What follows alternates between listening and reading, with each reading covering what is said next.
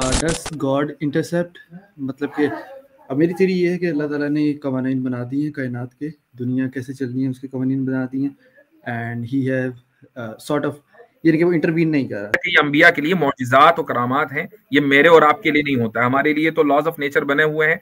हम उस सबब को इख्तियार करेंगे तो मुसब्बब होगा, कॉज को इख्तियार करेंगे तो इफेक्ट होगा, नहीं करेंगे तो नहीं। Got it. My main question was, जिसको मैंने इसके साथ लिंक किया कि देन हाउ दुआ can change things for us. हम आते हैं एग्नोस्टिक की तरफ। जी एग्नोस्टिक भाई। एग्नोस्टिक भाई माइक अनम्यूट करें। अस्सलाम वालेकुम मुफ्ती साहब, कैसे हैं? वालेकुम अस्सलाम। अस्सलाम वालेकुम। वालेकुम अस्सलाम। जी भाई जी एग्नोस्टिक मैंने इस वजह से लिखा क्योंकि मेरे अल्हम्दुलिल्लाह एग्नोस्टिक इस वजह से लिखा क्योंकि मेरे क्वेश्चंस एग्नोस्टिक थे और I wanted you to take me on the stream. मैं इसको लंबा नहीं करूंगा, मैं कट शॉर्ट करूंगा to the questions. Does God intercept, मतलब कि अब मेरी थ्योरी ये है कि अल्लाह ताला ने कवानीन बना दी हैं कायनात के, दुनिया कैसे चलनी है उसके कवानीन बना दी हैं, and he have sort of, यानी कि वो इंटरवीन नहीं कर रहा। Is that according to the Islamic theology? Intervene किस चीज में? लॉज ऑफ नेचर में, डे टू डे चीज़ों में, लॉज ऑफ नेचर में, डे टू डे चीज़ों में, मतलब कि कुछ हासिल करना है तो उसके लिए मेहनत करनी है, और कोई भी चीज़ है, अगर मुझे I want a good life partner तो मैं उसके लवाजमात पूरे करने हैं, मुझे कुछ और हासिल करना है उसके लवाजमात पूरे करने हैं, मुझे स्पिरिचुअली बेटर होना है तो मुझे उसके भी लवाजमात पूरे करने हैं। ठीक, तो अल्लाह ताला हर चीज़ में इंटरसेप्ट नहीं कर रहा।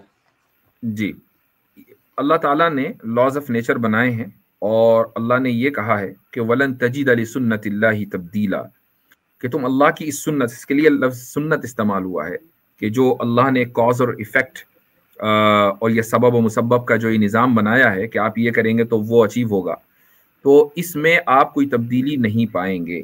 अब यहाँ सवाल ये होता है कि क्या वाकई कभी तब्दीली नहीं हो सकती है? हो सकती है, फॉर अ ग्रेटर गुड। ये भी अल्लाह की आदत ही है।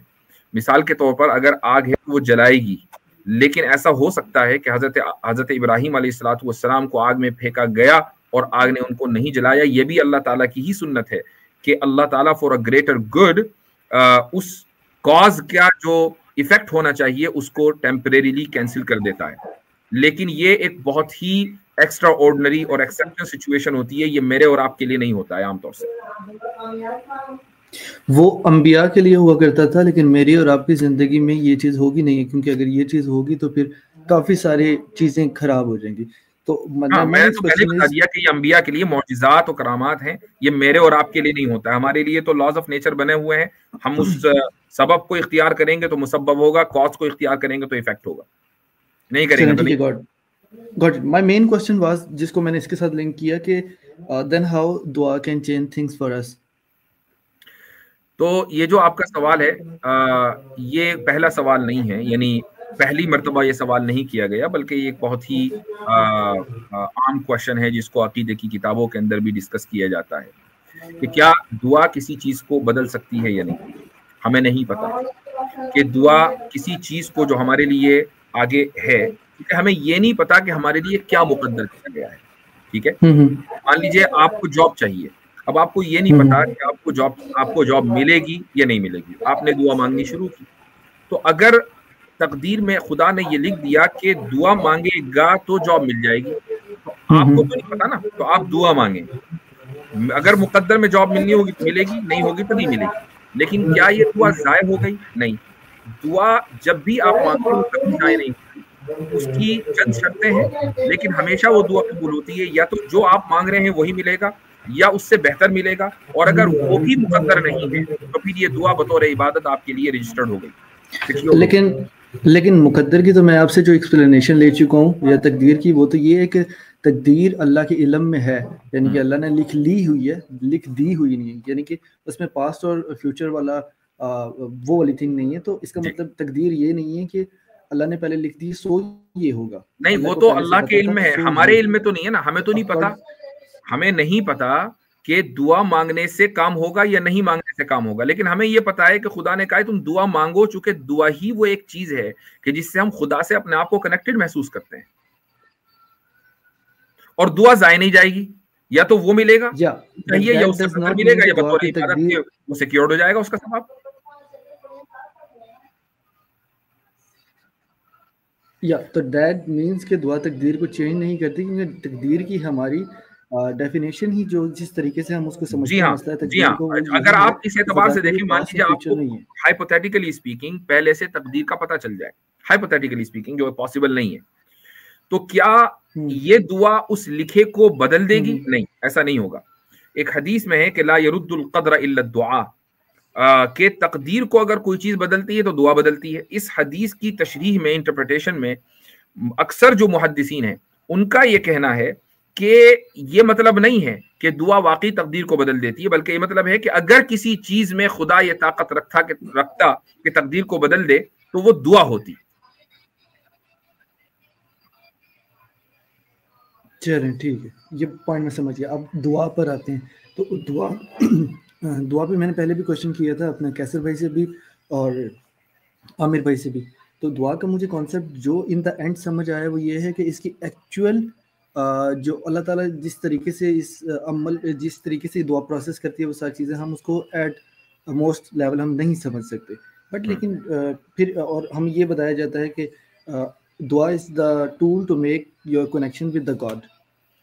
तुम्हारे अंदर रूहानियत डेवलप होगी, तुम अल्लाह ताला से करीब होगे।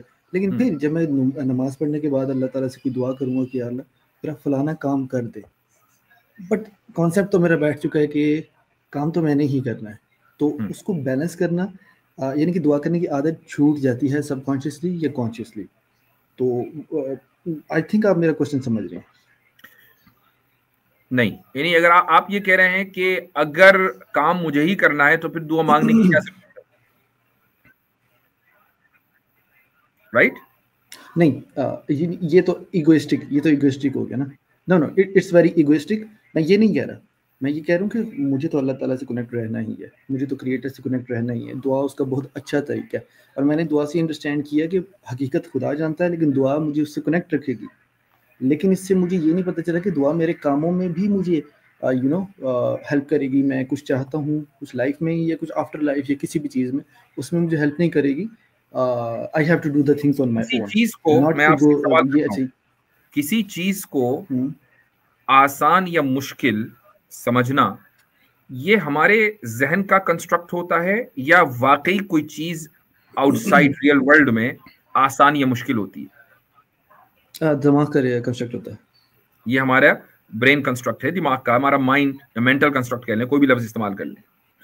जब आप दुआ मांगते हैं और अल्लाह ताला से मदद मांगते हैं किसी बड़े काम को करने के लिए, तो अल्लाह ताला उस काम को करने के जो असबाब होते हैं ना वो आसान कर देता है।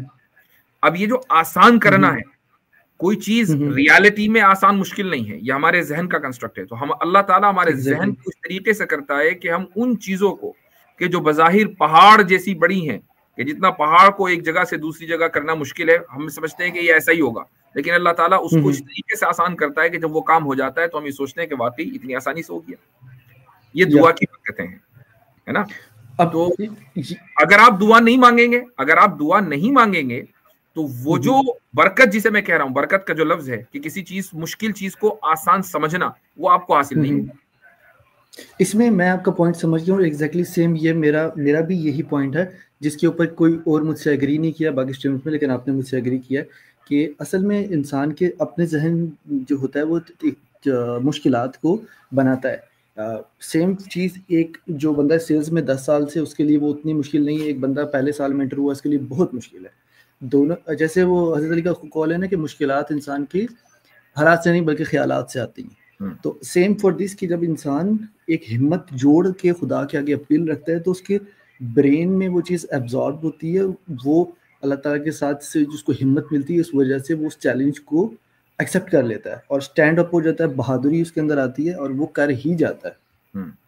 तो ये इंसान के ब्रेन के अंदर ही कुछ प्रोसेसेस होते हैं, ऐसा नहीं होता कि आउट ऑफ द वर्ल्ड कोई सुपरनैचुरल हुआ। दुआएं कोई सुपरनैचुरल चीजें नहीं कराती हैं, उन्हीं नेचुरल चीजों को इंसान के लिए आसान कर देती हैं।